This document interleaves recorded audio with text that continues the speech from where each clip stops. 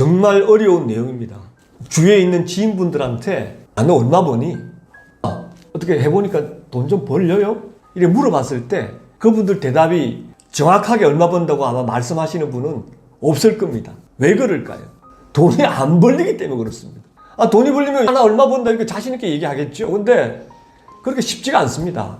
매출을 100으로 봤을 때 원가율이 얼마 정도 된다고 생각하십니까? 프랜차이즈를 할 경우에는 원가율이 40% 넘습니다. 40에서 한 45% 사이라고 보시면 되고요. 자기가 직접 식당을 운영하는 경우에는 원가율이 한 35% 내외 정도 될 거예요. 그 차이는 프랜차이즈 가맹 본부에서 시스템을 운영하려면 그 정도 가져가야 되거든요. 그걸 이해하셔야 됩니다. 그 다음 인건비 보시죠. 요즘 인건비 어때요? 대부분 1인 창업하는 경우에는 자기 혼자서 때우기 때문에 인건비가 안 들어가요. 하지만 점포가 20평, 30평 되면 아르바이트생이라도 써야 되고 좀 더 규모가 크면 직원을 많이 써야 됩니다. 그리고 본인이 일을 좀 작게 하려면 정말 괜찮은 직원을 앉혀서 그 친구를 통해서 점포를 운영하고 그 친구를 통해서 모든 걸 관리를 하면 인건 비율이 한 25% 돼요. 자, 두 개 합하면 얼마입니까? 60에서 65% 되죠. 거기다가 임대료를 생각해 보시죠. 상권이 좋으면 당연히 임대료 높죠. 상권이 안 좋으면 임대료가 낮겠죠. 그래서 보통 임대료를 10% 넘어가면 안 된다고 생각하는데 어떡합니까? 10% 넘을 경우도 있죠. 그랬을 경우에 벌써 70%에서 75%가 됩니다. 자, 그럼 25% 가지고 점포를 운영하면서 내 수익을 창출해야 돼요. 문제는 매출액이 1억, 2억 정도 되면 10%만 하더라도 수익이 1,000만 원, 2,000만 원 되는데 우리나라 외식업의 평균 매출액이 2,000 정도밖에 안 돼요. 물론 많으면 2,500 정도 되겠죠. 거기서 10%면 얼마입니까? 200, 250만 원이라는 얘기입니다. 그 정도를 가져간다고 보시면 됩니다.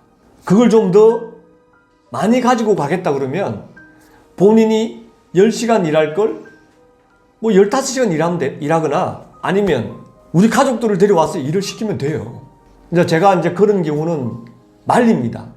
왜냐하면 본인이 그만큼 일을 많이 해서 인건비를 줄여서 수익을 많이 가져간다 하더라도 체력적으로 문제가 될 경우에 점포 사업의 가장 기본인 QSC 관리가 안 돼요. 메뉴의 품질, 서비스, 청결 이게 안 되면 어떻게 되겠습니까? 고객들이 경쟁 점포로 가게 돼 있어요. 그렇기 때문에 몸의 컨디션을 항상 베스트를 유지하면서 적정한 수익을 가지고 오랫동안 영업을 할 생각을 하셔야지 당장 내가 수익을 더 창출하기 위해서 내가 더 열심히 일하고 내 가족을 끌어들여서 하는 순간 본질이 흐트러져서 결국은 고객도 등 돌리고 매출도 떨어지는 그런 경우가 많이 발생합니다.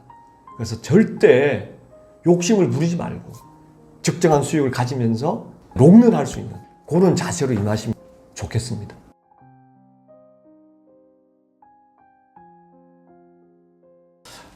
평촌 수제버거 사례는 저도 사실은 이 수제버거를 오픈해서 프랜차이즈 사업을 해보고 싶었던 사람입니다. 근데 코로나 기간이라서 그런 부분을 조금 포기했었는데 이 점포는 20대 중반의 젊은 여성이 수제버거집에서 한 1년간 노하우를 쌓은 다음에 자기 이름으로 가게를 창업한 케이스가 되겠습니다. 지금도 수제버거가 나름대로 트렌디하다고 하죠. 브랜드도 많이 생기지 않았습니까? 벌써 이 점포가 한 2, 3년 전이기 때문에 아마 이 여성도 잘 되면은 그런 꿈을 가지고 출발하지 않았나 싶습니다. 그래서 권리금이 없는 조그만한 가게에서 나름대로 아는 친구를 데리고 와서 오픈한 케이스인데요.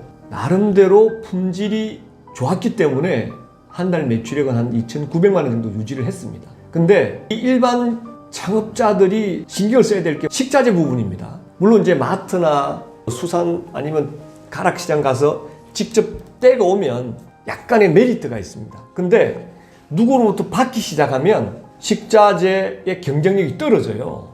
이 케이스도 누구로부터 식자재를 받은 경우입니다.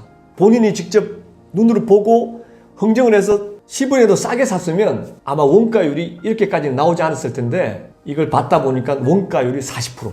그리고 햄버거다 보니까 혼자서 할 수 없어서 아르바이트생을 써서 운영하다 보니 인건 비율도 20%가 넘었습니다. 물론 임차료는 얼마 되지 않았습니다만은 그러다 보니까 수익은 나름대로 한 200만 원대였는데 월급쟁이 생활할 때보다 적었던 거죠.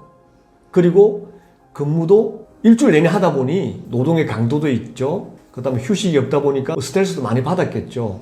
그래서 1년 하고 접은 사례인데요. 이 점포의 가장 큰 문제점이 이 로케이션입니다. 이 점포가 입주한 건물은 주상복합 건물인데요. 약 1000세대가 넘게 살고 있습니다. 근데 이 세대분들이 이 가게를 좀 이용해 줘야 되는데 한 5% 정도밖에 이용을 안 하는 거예요.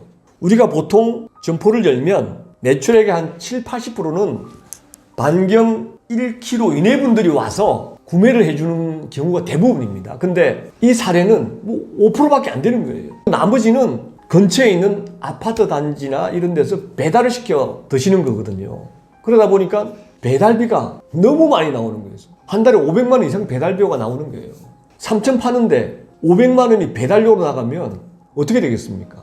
그러다 보니까 고민하다가 접은 케이스가 되겠습니다. 코로나 때 배달 매출이 많아서 매출 볼륨이 커진 점포도 있겠지만 아마 지금 그분들이 가장 후회하는 게 배달료가 올라가서 돈 번 게 없다 이렇게 얘기하는 경우가 많을 거예요. 그래서 가장 이상적인 외식 점포는 직접 와서 드시는 비율이 최소한 70% 정도 되는 게 가장 좋습니다. 그래야 다른 비용 자체가 안 나가는 거거든요. 근데 거꾸로 70% 배달이 발생하게 되면 배달 수수료가 25% 됩니다. 그러면 원가 40%죠. 인건비 작게 들죠. 뭐 혼자서나 둘이서 하면 되니까 한 10% 되겠죠. 배달비 25%. 그 다음에 임대료. 그러면 본인이 가져가는 비용, 그 수익은 5%, 10%밖에 안 돼요. 그래서 배달이 잘 된다고 해서 결코 좋아하시면 안 됩니다. 그래서 이분도 그런 측면에서 후회를 하고 1년 하고 접은 케이스가 되겠습니다.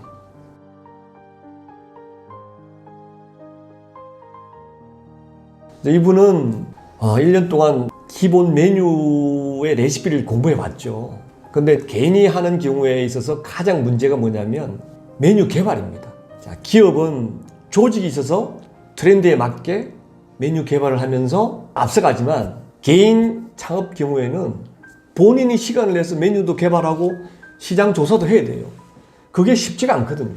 그리고 점포 운영 노하우에 대해서 이분이 조금 등한시했던 것 같아요.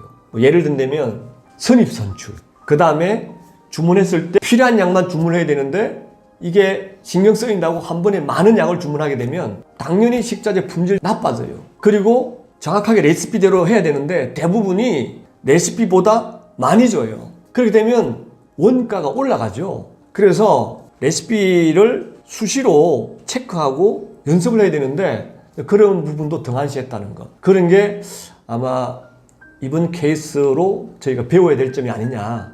그래서 일반 분들이 점포 사업을 하려면 점포 운영 노하우를 반드시 배워야 됩니다. 그걸 배운 다음에 독자적으로 창업을 해야지, 그렇지 않으면 여기서 새는 로스가 많게는 5% 이상이 됩니다. 그 부분은 반드시 체크를 해줬으면 좋겠습니다.